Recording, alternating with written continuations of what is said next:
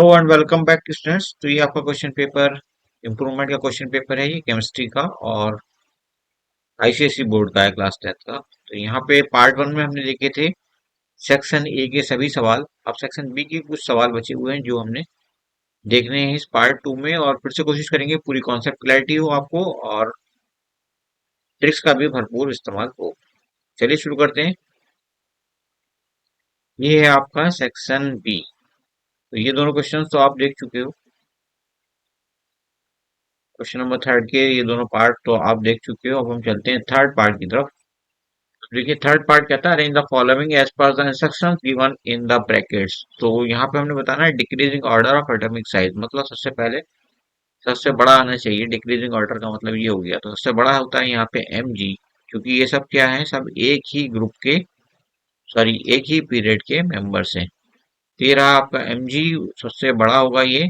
उसके बाद जैसे ही आप राइट साइड की तरफ मूव करोगे इस पीरियड में, तो यहाँ पे पीरियड में राइट साइड में मूव करने पर साइज डिक्रीज होता है। तो Mg के बाद आना चाहिए सिलिकॉन, जो कि कार्बन ग्रुप का मेंबर है।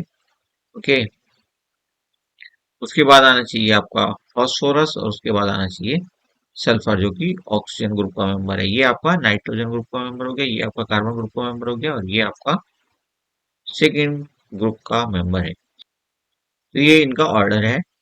उसके बाद बी की बात करते हैं। यहाँ पे क्लोरीन दिया हुआ है, आयोडीन दिया, ब्रोमीन दिया और फ्लोरीन। सबसे पहले हमें पता होना चाहिए कि इनकी इलेक्ट्रोनेगेटिविटी होती क्या है, वैल्यू क्या होती है। तो सब समवेयर अराउंड 4 होती है आपकी क्लोरीन की। उसके बाद जो आती है वो ऑक्सीजन की, जो कि यहाँ पे दिया हुआ ही नहीं है, तो यहाँ पे हम लिख देते हैं। गोइंग फॉरवर्ड आपको काम आएगा। ऑक्सीजन की होती है अप्रोक्सीमेटली 3.44। उसके बाद आता है क्लोरीन। क्लोरीन की होती है अप्रोक्सीमेटली 3.16। और उसके बाद नाइट्रोजन आता है, तो नाइट्रोजन की आती है अप्रोक्सीमेटली 3.04। ओके, और उसके बाद बारी आती है ब्रोमीन की। ब्रोमीन होता है 2.96। 2.96। और उसके बाद आता है आयोडीन। आयोडीन की है अप्रोक्सीमेटली 2.66। उसके बाद सल्फर 2.58। सल्फर के बाद आता है कार्बन अप्रोक्सीमेटली 2.55। और कार्बन के बाद आता है, समझिए, हाइड्रोजन।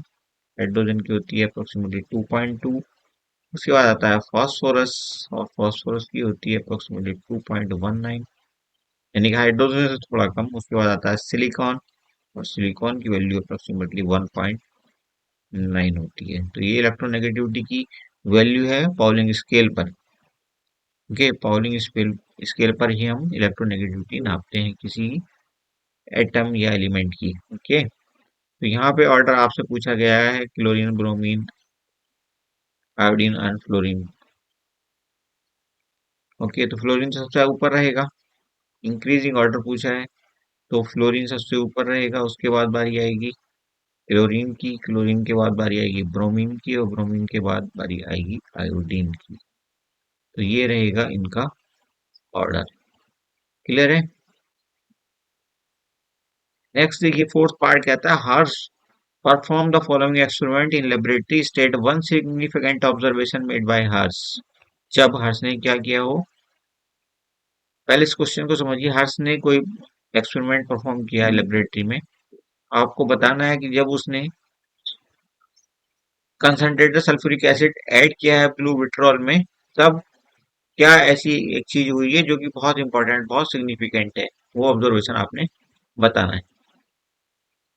तो आप देखिए, अगर हम ब्लू विट्रॉल की बात करें तो ये होगा आपका CuSO4.5H2O। ओके, ये कैसे कलर का होगा? ब्लू होगा ये। ओके, और इस पे उसने कंसंट्रेटेड HNO3 डाला। कंसंट्रेटेड कौन सा डाला है? H2SO4, सॉरी, H2SO4 डाला है ये। तो यहाँ से क्या बना होगा?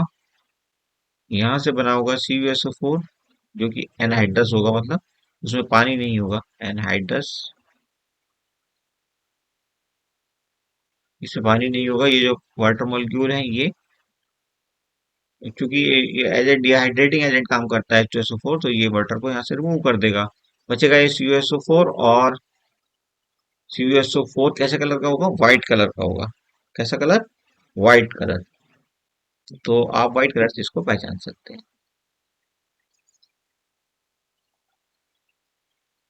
ये ऑब्जर्वेशन है इसकी। कलर जो है वो डिसअपियर हो जाएगा, व्हाइट हो जाएगा। उसके बाद देखिए, बी कहता है he passed ammonia gas over heated PbO. तो हीटेड पीबीओ लिया है उसने, और उसके ऊपर अमोनिया गैस पास कर दी है, NH3 पास कर दी। तो यहाँ पे क्या देखने को मिलेगा, क्या फिर सिग्निफिकेंट ऑब्जर्वेशन होगा इस केस में?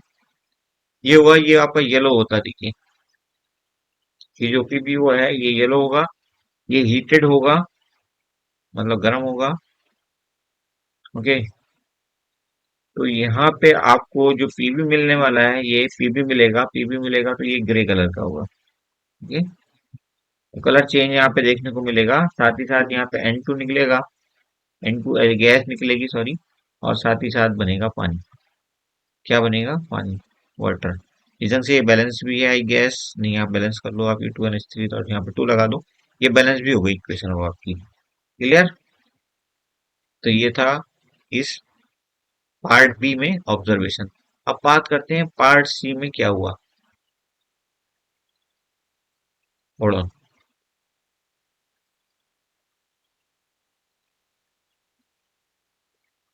और इसका सी देखिए, यहाँ कहता है sodium hydroxide NaOH solution was added to CuSO4 solution by him.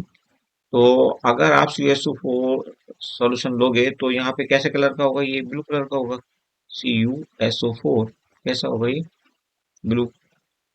और इसमें आपने डाल दिया NaOH, एज रिजल्ट क्या होने वाला है? CuSO4 मिलेगा, सॉरी CuOH ट्वाइस मिलेगा एज ए प्रेसिपिटेट, यानी कि इनसॉल्युबल होगा, ये इनसॉल्युबल।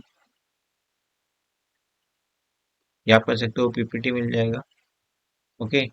और साथ ही साथ हमें यहाँ पे मिलेगा Na2SO4। ओके। अब देखने वाली बात है, ये जो प्रेसिपिटेट होगा ये लाइट ब्लू होगा। कैसा होगा? Light blue. तो ऑब्जर्वेशन क्या हुआ कि हमने डार्क ब्लू कलर का ये CuSO4 लिया था, और NaOH की जब रिएक्शन कराई इसके साथ, तो ये हमें मिला CuOH का होल ट्वाइस, जो कि इंसॉल्युबल है, एज ए मिला है। और यहाँ पे इसका कलर भी काफी हद तक लाइट हो गया है। क्लियर है? अब देखिए क्वेश्चन नंबर 4 का part 1, choose the latest LMNOP to match the description A to C given below. When this gas comes in contact with ammonia dense white fume are seen. कौन सी gas होती है ये? ये होती है आपकी hydrogen chloride gas, HCl gas आप इसको कह सकते हो।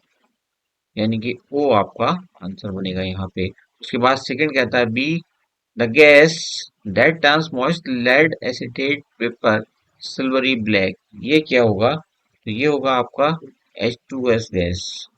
फिर is H2S gas hydrogen sulphide gas, ये हो गया H2S गैस। आप H2S गैस हाइड्रोजन सल्फाइड, तो यहाँ पे आपका आंसर बनेगा एन। सी कहता है the gas produced on heating lead nitrate. तो लेड नाइट्रेट को जब आप हीट करोगे तो क्या क्या बनेगा? ये बनेगा आपका PbNO3 है, ये आपका लेड नाइट्रेट, PbNO3 हो ट्वाइस।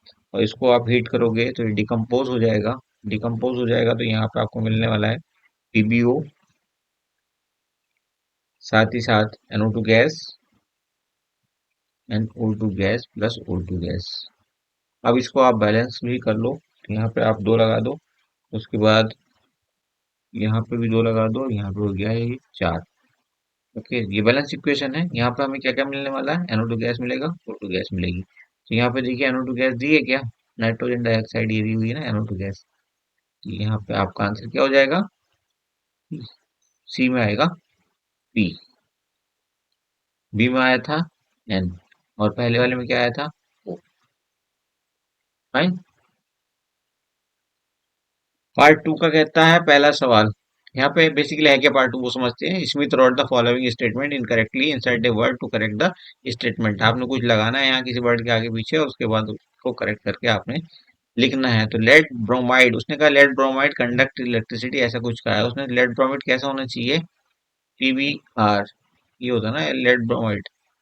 बट ये कैसा होना चाहिए? मोल्टन होना चाहिए। ठीक है। मोल्टन, मोल्टन वर्ड उसने नहीं लगाया, भूल गया वो, तो ये जब टूटेगा तो पीबी, ओके, और आर अलग हो जाएगा यहाँ से, तो ये आयंस बनाएगा, और आयंस बनाएगा तो आपका इलेक्ट्रिसिटी कंडक्ट होगी। नेक्स्ट देखिए, बी में copper react with nitric acid to form nitrogen dioxide gas. अगर उसको नाइट्रोजन डाइऑक्साइड गैस चाहिए तो उस केस में उसको HNO3 जो लेगा वो लेना चाहिए कैसा, HNO3 कंसंट्रेटेड होना चाहिए। तो कंसंट्रेटेड वर्ड जो है वो भूल चुका है, कंसंट्रेटेड वर्ड भूल चुका है, ठीक है। कॉपर की अगर हम कंसंट्रेटेड HNO3 के साथ रिएक्शन कराएंगे तो NO2 गैस मिलेगी, साथ ही साथ और कुछ हमें मिलने वाला है CuNO3, कॉपर नाइट्रेट भी हमें यहाँ पे मिलेगा, और ट्वाइस कॉपर नाइट्रेट भी हमें यहाँ पे मिलेगा, साथ ही साथ हमें मिलेगा यहाँ पे वाटर, ओके। आप इस क्वेश्चन को बैलेंस और कर लेना, क्योंकि बैलेंस हमें चेक नहीं करें। NO2 गैस कैसी होगी, रेडिश ब्राउन होगी, कैसी, reddish brown in colour. But अगर हम Cu के साथ डाइल्यूट HNO3 ले लें, कैसा, डाइल्यूट, हमने लिया डाइल्यूट अगर, तो उस केस में क्या होगा, प्रोडक्ट बदल जाएंगे। डाइल्यूट HNO3 अगर हम लेते हैं तो ये तो बनेगा आपका CuNO3 का whole twice plus NO gas मिलेगी इस बार हमें, और NO गैस मिलेगी अगर,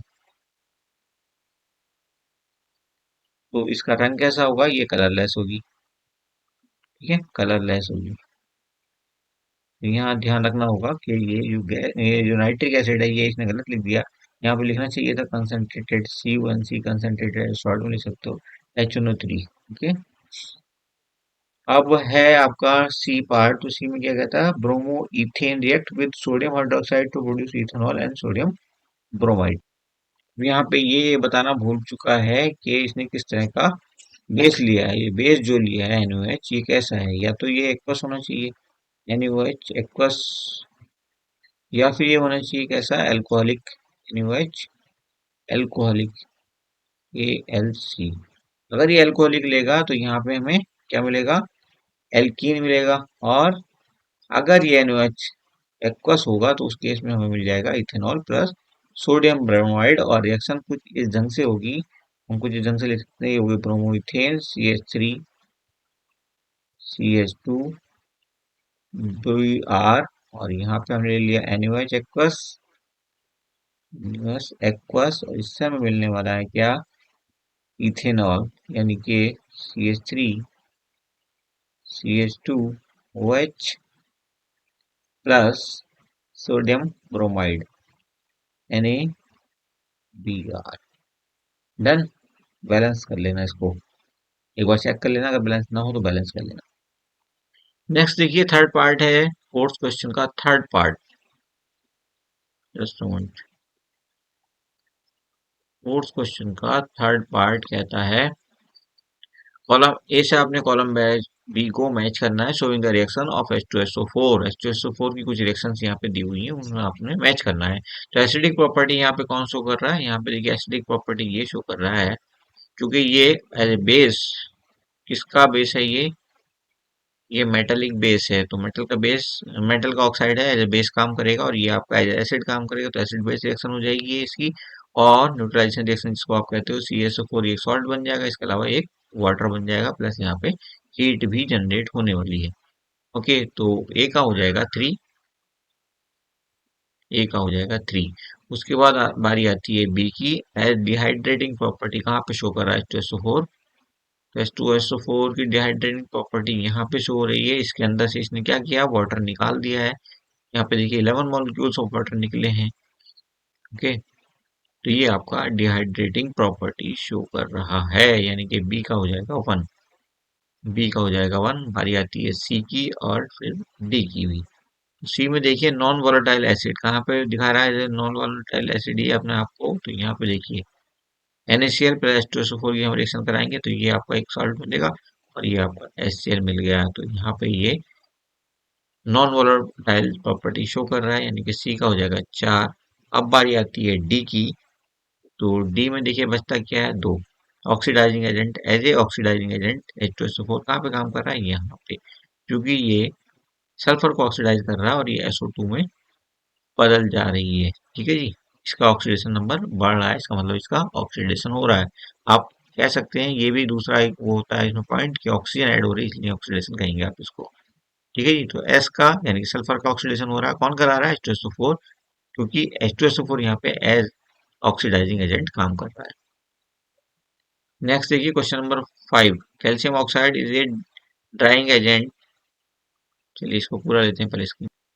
ये कोई स्टेटमेंट दिया हुआ है यहाँ पे क्वेश्चन नंबर 5 के 1 में, पार्ट 1 में, कैल्शियम ऑक्साइड CaO, जिसकी अभी हमने बात की थी, CaO calcium oxide is a drying agent. ये एक ड्राइंग एजेंट काम करता है, ड्राइंग एजेंट काम करता है जैसे H2SO4 काम करता है वैसे ही, बट ये आपको पता है कैसा है, बेसिक है। क्या रिमूव करता है, वाटर रिमूव करता है, वाटर वेपर रिमूव करता है। तो यहाँ पे एक अपरेटस हमने ऐसे ऐसे बनाया है, ये कैल्शियम ऑक्साइड हमने यहाँ पे रख दिया है, कैल्शियम ऑक्साइड यहाँ पे रख दिया और यहाँ से HCl गैस जैसे निकली, तो इस HCl गैस को सुखाना है, यानी कि इसमें से वाटर रिमूव करना है। तो जब इसमें वाटर रिमूव अगर करना चाहते हैं तो ये तो एसिडिक है और ये आपका बेसिक हो जाएगा, तो ये रिएक्शन कैसी हो जाएगी, एसिडिक एसिड बेस रिएक्शन। तो यहाँ पे हमें रिजल्ट क्या मिलेगा, एज ए रिजल्ट मिलेगा हमें सॉल्ट, और सॉल्ट के साथ वाटर। बट हमें तो चाहिए क्या, HCl गैस, वो भी ड्राइड।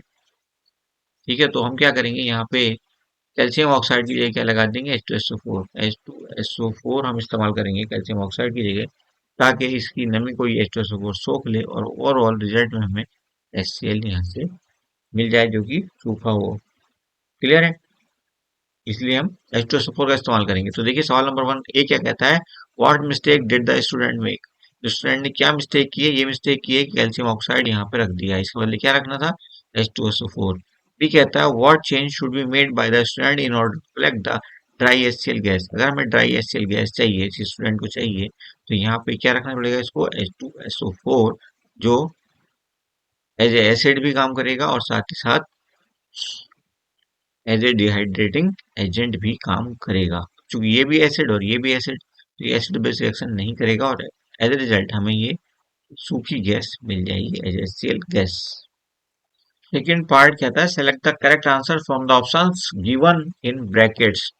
तो ए कहता है the ion which is discharge at cathode during the electrolysis of CuSO4। जब CuSO4 का इलेक्ट्रोलिसिस होगा इस सॉल्यूशन का, तो कह रहा है कि ion which is discharge at cathode, वो आयन जो कैथोड पे डिस्चार्ज होगा वो कौन सा होगा। तो देखिए यहाँ पे Cu2+ होगा, साथ ही साथ यहाँ पे हाइड्रोजन भी होगा, but because of preferential discharge potential, higher कहेंगे higher potential, sorry higher preferential discharge potential of Cu2O+, ये आपका पहले रिड्यूस हो जाएगा और हमें मिलेगा यहाँ पे Cu, यानी कि Cu एज ए मेटल यहाँ हमें मिल जाएगी। अब बारी आती है आपके पार्ट बी की।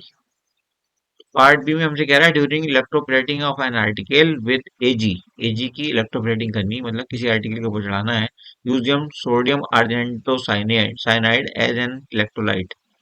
इलेक्ट्रोलाइट के लिए हमने sodium argento cyanide as an electrolyte. The anode is made of, तो एनोड किस चीज का बना होना चाहिए, तो एनोड इम्प्योर एजी का बना होना चाहिए, इम्प्योर एजी का एनोड बना होना चाहिए। ये आपका आंसर है एजी यहाँ। थर्ड क्वेश्चन कहता है ethane C2H6 burn in oxygen to produce carbon dioxide and water as shown in the equation given below. तो ये कोई इक्वेशन दी है, कंबस्टन इक्वेशन, जिसमें इथेन के 2 मॉलिक्यूल्स और ऑक्सीजन के साथ लगे हैं यहाँ पे, तब हमें 4 कार्बन डाइऑक्साइड के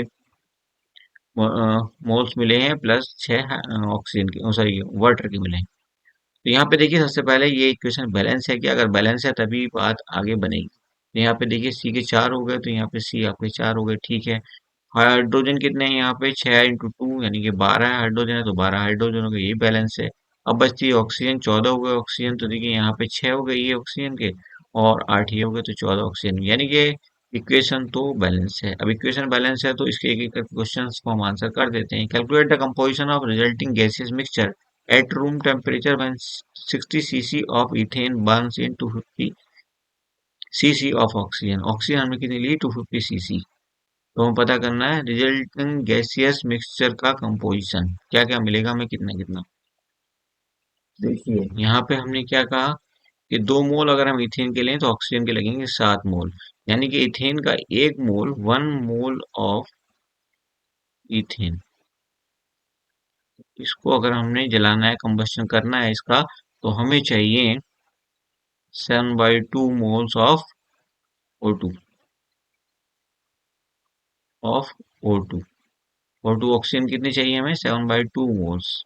अगर हम टर्म्स ऑफ वॉल्यूम बात करें तो 60 cc ऑफ इथेन अगर हम लेंगे, तो देखिए 60 cc अगर हम लेंगे तो 1 मोल के लिए इतना, अगर हम 60 cc ले लेंगे तो हमें 1 cc के लिए क्या पोजीशन बनेगी, 1 cc के लिए हमें चाहिएगा 7/2 cc ऑफ O2 चाहिए, ठीक है, वो for 1 cc of ethane, ethane हमें ये चाहिए। तो अब अगर हमें 60 cc चाहिएगा, 60 cc ऑफ इथेन के लिए हमें कितनी ऑक्सीजन चाहिएगी, तो आप ये 7/2 को 60 से मल्टीप्लाई कर दो, तो यहाँ पे आएगा 210 cc। जबकि ऑक्सीजन कितनी है हमारे पास, ऑक्सीजन हमें अवेलेबल है 250 cc, यानी कि ऑक्सीजन तो सफिशिएंट है, लेकिन जो लिमिटिंग रिएजेंट है वो क्या हो जाएगा, फिर यहाँ पे इथेन हो जाएगा, ये हमारे पास कम है कंपेरेटिवली इथेन, ये हमारा लिमिटिंग रिएजेंट कहलाएगा, इसी की वजह से रिएक्शन आगे जाकर के रुक जाएगी। ओके, कंपोजिशन ऑफ रिजल्टिंग, तो अब हम बात करते हैं कि कार्बन डाइऑक्साइड हमें कितना मिलने वाला है। तो आप जानते हो कि जब अ, हमने इसके 2 मोल लिए थे तो हमें कार्बन डाइऑक्साइड कितने मिले थे, 4 मिले थे। तो अब इस इक्वेशन को थोड़ा सा मॉडिफाई कर लो, जो हमने लिखा है इसको थोड़ा सा मॉडिफाई कर लेते हैं इन टर्म्स ऑफ CO2 मोल्यूल्स। यहाँ पे देखोगे कि 1 मोल्स के लिए कितना चाहिएगा हमें, ये 4/2 मोल्स ऑफ CO2, ऐसा लिख सकते हो कि 1 मोल अगर हमने इथेन का बर्न किया है तो 4/2 मोल्स ऑफ CO2 हमें मिलने वाला है। जब हम 60 cc इसको बर्न करेंगे, पहले सीसी में ले लो, अगर जब हम 1 cc लेंगे, 1 cc ऑफ इथेन, तो हमें क्या मिलने वाला है, हमें मिलने वाला है 4/2 cc ऑफ CO2। क्लियर है, लेकिन हमने 60 cc ऑफ इथेन लिया है, C2H6 लिया है इतना, तो यहाँ से हमें मिलेगा CO2 4/2, तो ऐसे ही रहने दो और 60 को यहाँ पे ले आओ, उसे यहाँ पे कट करो, इसको ये आएगा 30 × 2 × 4, 120 cc हमें मिल जाएगा क्या, CO2। अब अगर हम बात करें कि ऑक्सीजन कितनी बची है हमारे पास अभी, तो अभी भी हमने बात की थी कि ऑक्सीजन जो है वो एक्सेस में है, 250 cc है हमारे पास, जबकि कंज्यूम कितनी हुई थी, 210 कंज्यूम हो सकती है, तो ये कितनी बच जाएगी, 250 माइनस 210, यानी कि 40 cc हमारे पास ऑक्सीजन अभी बची होगी। तो ऑक्सीजन बची होगी 40 cc, कार्बन डाइऑक्साइड हमारे पास 120 cc हो गई है, ठीक है जी, और इथेन हमारे पास कितनी थी, 200, सॉरी, इथेन थी 60 cc, ठीक है, ये तो कंज्यूम हो जाएगी 60 cc, तो ये तो एंड हो जाएगी, ठीक है, यहाँ पे ये जनरेट हो जाएगी और इसके अलावा ऑक्सीजन बचेगी, 2 गैसेज अब हमारे पास होंगी।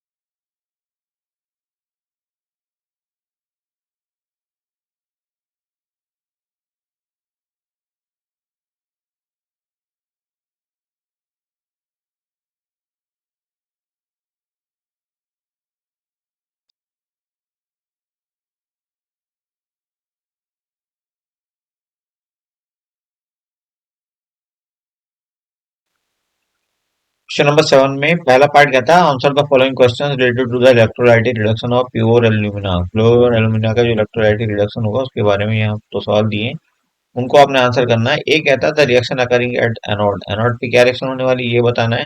तो एनोड पे रिडक्शन हो जाएगा किसका, कार्बन का, तो मतलब कार्बन का सॉरी ऑक्सीडेशन होगा तो सी साथ O2 ऐड हो जाएगा और ये बनेगा हमारा CO2। ठीक है जी, तो ऑक्सीडेशन होगा किसका, कार्बन का, और CO2 बन।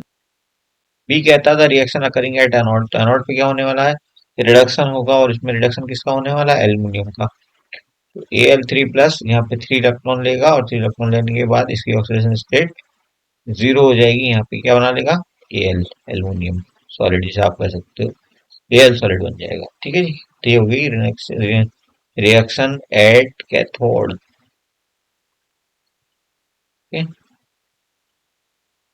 नेक्स्ट देखिए, पार्ट टू कहता है give the chemical formula of the following ores. ये ओर्स है, इनका केमिकल फॉर्मूला बताना है। तो क्रायोलाइट का फॉर्मूला क्या होने वाला, Na3 AlF6 AlF6। ओके, यानी कि किसकी ओर है ये है एल्यूमिनियम की ओर। ओके, उसके बाद हेमेटाइट की बात याद किया, तो हेमेटाइट किसकी ओर है, आयरन की। Fe2O3 होता है इसका फॉर्मूला। ओके, इसके अलावा आयरन की एक मैग्नेटाइट भी होती है, और कौन कौन सी होती है जरा आप कमेंट करके बताओ। थर्ड पार्ट कहता है right the balance equations for the following reactions. तो पहली रिएक्शन आप देखोगे, पहली रिएक्शन में क्या कह रहा है, ये किस किस के बीच में रिएक्शन है ये। पहली रिएक्शन आपकी पोटेशियम बाइकार्बोनेट यानी कि KHCO3, ये किसके साथ रिएक्ट कर रहा है, विद डाइल्यूट HCl। ठीक है, तो ये मेटल कार्बोनेट है तो ये बेसिक होगा, ये एसिड होगा। तो यहाँ पे आपका के किसके साथ चला जाएगा, ये बेसिकली सॉल्ट है। ओके, ये सॉल्ट है, एसिडिक सॉल्ट। ओके, तो सॉल्ट एसिड के साथ रिएक्शन कर रहा है, यहाँ पे KCl बन जाएगा, KCl के साथ चला जाएगा, उसके बाद बनेगा आपका वाटर, और साथ ही साथ बनेगा आपका कार्बन डाइऑक्साइड। बैलेंस करना होगा इसको, देखो बैलेंस चेक करो, ये कार्बन अकेला है यहाँ पे, तो कार्बन कहाँ पे अकेला, ये कार्बन एक ही है। उसके बाद हाइड्रोजन यहाँ पे दो हाइड्रोजन है, दो हाइड्रोजन ये हो गए। ओके, उसके बाद O3 है। हाँ, O3 का मतलब यहाँ पे 3 O है, और यहाँ पे देखो दो और एक 3 O है, तो ये बैलेंस भी है, इक्वेशन कोई दिक्कत नहीं है, ये ऑलरेडी बैलेंस्ड है। ओके, ये में कहता है laboratory preparation of ethane using soda lime. तो इथेन का लेबोरेटरी प्रिपरेशन मेथड बताना है आपने। तो यहाँ पे आप क्या ले लो, एक सॉल्ट ले लो, सोडियम प्रोपोनेट ले लो, सोडियम प्रोपियोनेट CH3CH2COONA, और इसकी रिएक्शन आप करा दो सोडा लाइम के साथ NaOH प्लस CaO। तो आपको यहाँ पे मिल जाएगा propane sorry ethane CH3 plus Na2CO3। Okay, next देखिए, थर्ड कहता है warm water is added to aluminium nitride. Aluminium nitride क्या होता है, AlN। एल्यूमिनियम नाइट्राइड ये हो गया आपका वार्म वाटर, मतलब H2O, इसके साथ जैसे ही हम ऐड करेंगे यहाँ पे रिएक्शन होगी, और ये रिएक्शन हमें क्या देने वाली है,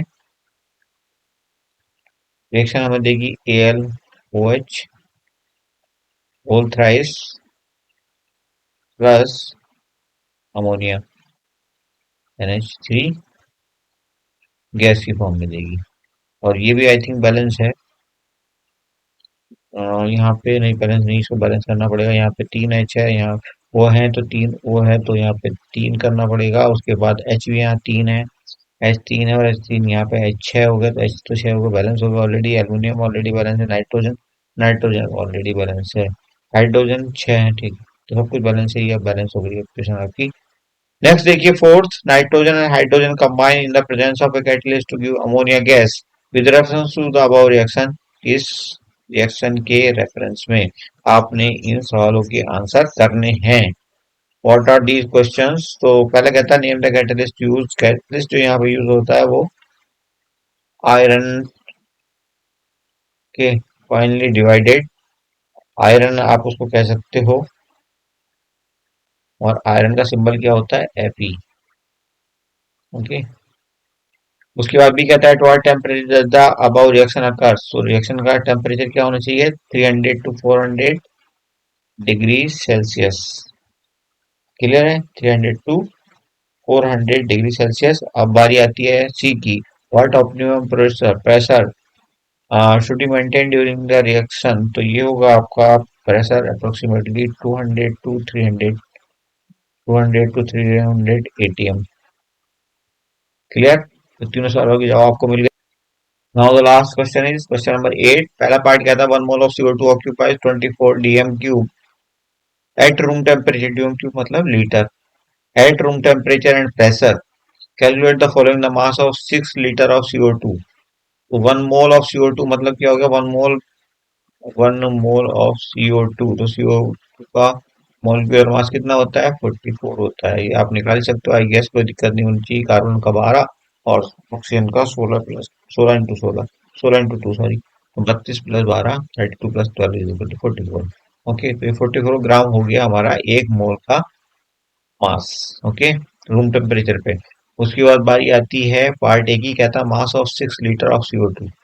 6 लीटर CO2 का मास क्या होने वाला है। यहाँ पे एक मॉडिफिकेशन करो आप, डीएम क्यूब को लीटर लिख दो। अब देखो यहाँ पे क्या कह रहा है हमसे ये, हम कह सकते हैं ये कुछ ऐसा कह रहा है कि 24 litre CO2, sorry, 24 litre is the volume, is the volume of 44 gram CO2। Am I right, इसलिए therefore therefore 1 litre will be with a volume of 44 upon 24 gram CO2। am I right? उसके बाद हमें कितने litre का निकालना है, 6 litre of CO2 का निकालना है। तो 6 लीटर का निकाल लेते हैं। Therefore 6 litre will be the volume of, ये हमें मिल चुका ऑलरेडी 44 अपॉन 24 इंटू 6। 6 से कट कर दो, ये आएगा 4, और 4 से जब इसको कट करोगे तो ये आ जाएगा ओवरऑल 11 ग्राम। तो 11 gram will be the mass of, इसका मास होगा 6 लीटर ऑफ CO2 का मास कितना हो जाएगा, 11 ग्राम। एक आंसर तो हमारा ये हो गया, 11 सॉरी ग्राम, 11 ग्राम। एक आंसर हुआ 11 ग्राम। से आपको एक लाइन लिखनी पड़ेगी, और यहाँ पे आप क्या लिखोगे, इस बार आप लिखोगे वॉल्यूम निकालने के लिए। तो हम कह सकते हैं since 44 gram is mass of 24 litre volume, therefore 1 gram will be the mass of 24 upon 24 litre volume. But हमें निकालना किसके लिए, 60 gram of CO2। therefore 60 gram will be the volume of 44 upon, sorry 24 upon 44, और यहाँ 60 के लिए निकालेंगे, 60 से मल्टीप्लाई करना पड़ेगा। अब देखो इसको आप सिंप्लीफाई करोगे तो यहाँ से हमें अप्रोक्सीमेटली मिल जाएगा 360 अपॉन 11 लीटर। लीटर में निकालना, हाँ वॉल्यूम निकल रहा है लीटर में होगा, तो ये होगा आपका आंसर। इसे चाहो तो आप पॉइंट्स में ले सकते हो, कोई दिक्कत नहीं है। नेक्स्ट पार्ट 2 कहता है डिफाइन करना है आपने इलेक्ट्रोलाइट क्या होता है। इलेक्ट्रोलाइट वो सब्सटेंस है जो आयंस देता है और अलाउ करता है फ्लो ऑफ करंट, या आप कह सकते हो कि ये अलाउ करता है conduct of electricity in solution. उसके बाद कैटेनेशन होता है। तो कैटेनेशन ऐसी प्रॉपर्टी होती है जो एटम के किसी एटम को ये क्वालिटी देती है कि वो अनलिमिटेड टाइम दूसरे एटम से जुड़ सकता है। कार्बन तो अनलिमिटेड टाइम जुड़ता ही है, लेकिन इसके अलावा कुछ एटम ऐसे भी हैं जो कैटेनेशन और दिखाते हैं, लेकिन वो उतना ज़्यादा लंबे मॉलिक्यूल्स नहीं बनाते। जैसे सिलिकॉन है, जैसे सल्फर है, 8 एटम उसके जुड़ जाते हैं सल्फर के। ठीक है, लेकिन कार्बन का कोई लिमिट नहीं होती कैटेनेशन में। कार्बन कितने भी और एटम्स के साथ जुड़ सकती है। ओके, दूसरे कार्बन के साथ कितने भी दूसरे कार्बन में जुड़ सकते हैं, कोई लिमिट नहीं होती। थर्ड कहता है name the most appropriate method of preparation of the following salt. Most appropriate method of preparation of following salts. तो पहले देखिए, कॉपर कार्बोनेट बनाना है इन्होंने, CuCO3। तो इसके लिए मोस्ट अप्रोप्रिएट मेथड होता है आपका डबल डिस्प्लेसमेंट या double displacement,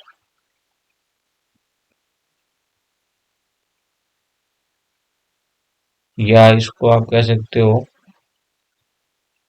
precipitation. Precipitation precipitation reaction. ठीक है, और ये सॉल्ट कैसा है? ये आपका इनसॉल्युबल होता है, इसीलिए हम इसको प्रेसिपिटेशन भी कह सकते हैं, इनसॉल्युबल। ओके, नेक्स्ट देखिए। नेक्स्ट कहता है सोडियम सल्फेट। सोडियम सल्फेट क्या है? डबल सॉल्ट है किसका? NaOH और H2SO4 का। तो यहाँ पे आप NaOH लोगे और H2SO4 ले लोगे, H2SO4, H2SO4, और ये दोनों रिएक्शन करके क्या बनाएंगे? सोडियम सल्फेट नाम का एक डबल सॉल्ट बनाएंगे, दैट इज Na2SO4। और यहाँ पे एक चीज हमें और मिलेगी, दैट विल बी वाटर। ये बैलेंस करोगे तो यहाँ पे दो हाइड्रोजन, यहाँ दो हाइड्रोजन, एक हाइड्रोजन, यहाँ पे हो गया तीन हाइड्रोजन हो गई। तो इनफैक्ट यहाँ पे अगर आप दो लगा लो और ये दो ही हो गई चार, चार हाइड्रोजन होगा। अभी यहाँ पे दो लगा लो तो चार हाइड्रोजन पूरी हो गई। ऑक्सीजन देखो, यहाँ पे दो है, यहाँ पे चार, दो चार छह, तो दो यहाँ पे और छह चाहिए, दो तो चार यहाँ पे, दो यहाँ पे, छह हो गई। ऑक्सीजन भी पूरी हो गई। अब बचता है सोडियम, यहाँ पे दो है तो यहाँ पे सोडियम दो है। ये तो बैलेंस भी हो गई इक्वेशन। उसके बाद फेरिक क्लोराइड की बात बारी आती है। तो फेरिक क्लोराइड आप कैसे बनाओगे? Direct combination of iron and chlorine.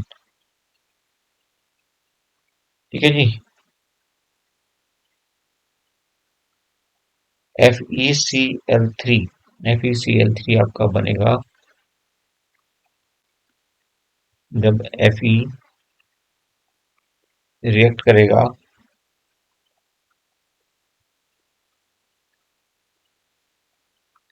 Chlorine के साथ डायरेक्टली। ठीक है, क्लोरीन, ये हो जाएगा Fe, और FeCl3 बन रहा है। चूंकि FeCl3 बन रहा है तो आप क्या सकते हो, यहाँ पर टू लगा दो आप, तभी तो आपका ये छह होगा। ठीक है, तो क्लोरीन सिक्स और ये Fe, ये हो गया आपका FeCl3। लास्ट पार्ट क्या था? Complete and balance the following equation. तो यहाँ पे आपका इसको बैलेंस करना है आपने और कंप्लीट भी करना है। ये आपका इथाइल ब्रोमाइड दिया है, क्यों अल्कोहल लिखा है? तो अल्कोहल लिखा है तो इसका मतलब ये है कि एलिमिनेशन होगा तो डबल बॉन्ड आ जाएगा। तो ये आपका CH2 तो बन ही जाएगा। ओके, यहाँ पे आप KOH लिखाओगे जो कि अल्कोहलिक होगा। इसके अलावा और क्या बनेगा? और वाटर बनेगा। यहाँ पे देखो H2O निकलेगा, सॉरी, यहाँ पे एक चीज और निकलेगी, KBr निकलेगा, के बी आर। अब आप इसका बैलेंस चेक कर लो तो C2 है, यहाँ पे भी C2 हो गए। ओके, ठीक है, यहाँ पे Br1 है, यहाँ पे Br1 हो गया। K1 है तो K1 हो गया, यहाँ पे K भी बैलेंस हो गया। हाइड्रोजन देखो, दो चार और दो छह है, तो यहाँ पे हाइड्रोजन आपके पांच ये है और एक ही हो गया, छह हो गया। ऑक्सीजन यहाँ पे अकेला है, ऑक्सीजन यहाँ पे भी अकेला, तो बैलेंस हो गई इक्वेशन आपकी। अब अगर यहाँ पे आप एल्कोहल ना लेकर के एक्वस ले लेते तो एल्कोहल बन जाता।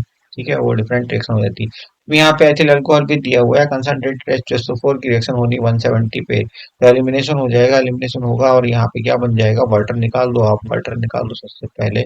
वाटर निकाल दिया आपने और यहाँ पे बन गया CH2 यानी कि एल्कीन बनेगा। ठीक है जी, एल्कीन बनेगा। बैलेंस कर लो, दो कार्बन यहाँ पे छह हाइड्रोजन ओवरऑल, दो चार दो छह हाइड्रोजन, ओके, और एक ऑक्सीजन भी है। यहाँ पे H2SO4 as a dehydrating agent काम कर रहा है, एलिमिनेशन हो गया यहाँ पे। ओके, उसके बाद देखिए CH4 और Cl2 की अगर आप रिएक्शन कराओगे तो यहाँ पे क्या होने वाला है, यहाँ पे ये CH3Cl बन जाएगा, CH3Cl, बैलेंस कर लो इसको भी। ठीक है जी, लेकिन ये किसकी प्रेजेंस में होगी, ये सनलाइट की प्रेजेंस में होने वाली रिएक्शन है, सनलाइट के प्रेजेंस में सूर्य का प्रकाश यहाँ अनिवार्य होता है, साथ ही साथ यहाँ पे क्या बन जाएगा, HCl। आप बैलेंस देख लो इसका, दो Cl ओके। उसके बाद कार्बन एक, तो कार्बन एक यहाँ पे भी है, उसके बाद हाइड्रोजन चार, तो हाइड्रोजन चार, ओके, तो बैलेंस हो गई है equation. So that's all in this video. Thank you for watching. See you soon in next video.